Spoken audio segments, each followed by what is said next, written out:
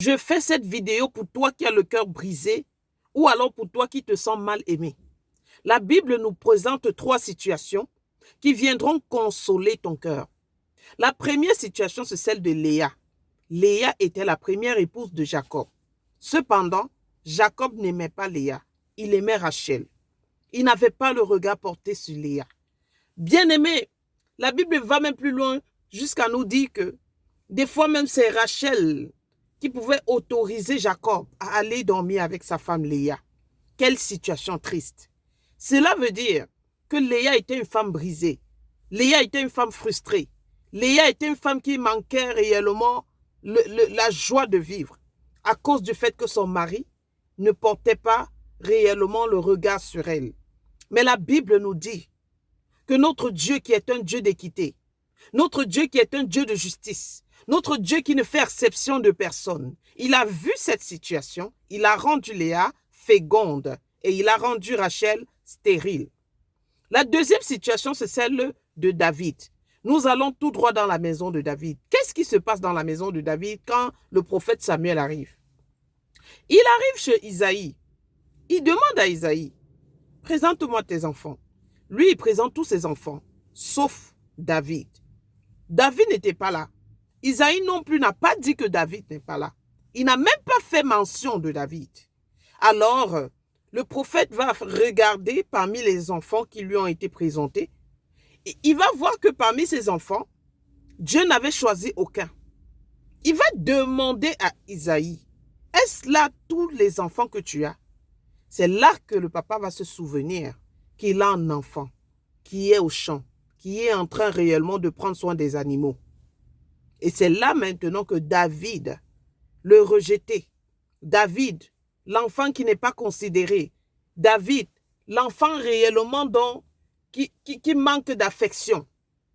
La Bible dit que c'est lui que Dieu a choisi. Ça pouvait être son grand frère, mais Dieu n'a pas choisi son grand frère. Dieu a choisi David. Et c'est David qui a été oint à la place de ses frères. David a été choisi par Dieu. Comme pour te dire que la situation que tu traverses, ce n'est pas une situation qui viendra te briser. Et ne pense pas que parce que tu traverses de telles situations, Dieu t'a abandonné. Non. Le regard de Dieu est tourné vers ceux qui sont affligés, vers ceux qui sont maltraités, vers ceux qui sont rejetés. C'est vers ceux-là que Dieu tourne favorablement son regard. Nous voyons également l'histoire de l'enfant prodige. Ton papa est encore vivant. La Bible nous dit que l'enfant prodige vient demander à son papa son héritage. Quelle blessure dans le cœur d'un papa de voir son fils, d'avoir un enfant qui ne pense qu'à ta mort, qui ne pense qu'à tes biens, qui s'en fout complètement de toi et qui n'attend que le jour où tu vas fermer les yeux pour venir réclamer l'héritage. Mais l'enfant prodige n'a même pas attendu que son papa ferme les yeux, il réclamait déjà son héritage. Quelle que soit la situation qui t'essied, quelle que soit la situation qui s'adresse à toi, la Bible dit que même si tu traverses réellement la vallée de l'ombre de la mort, tu n'as pas à craindre. Dieu est avec toi. Sa houlette, son bâton te rassure. La parole de Dieu console les cœurs brisés. Jésus-Christ est venu apaiser les cœurs brisés.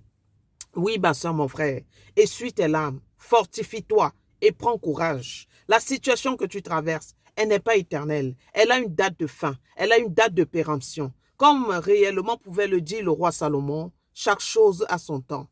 Rien n'est éternel. Bien-aimé, ce matin, je viens t'encourager.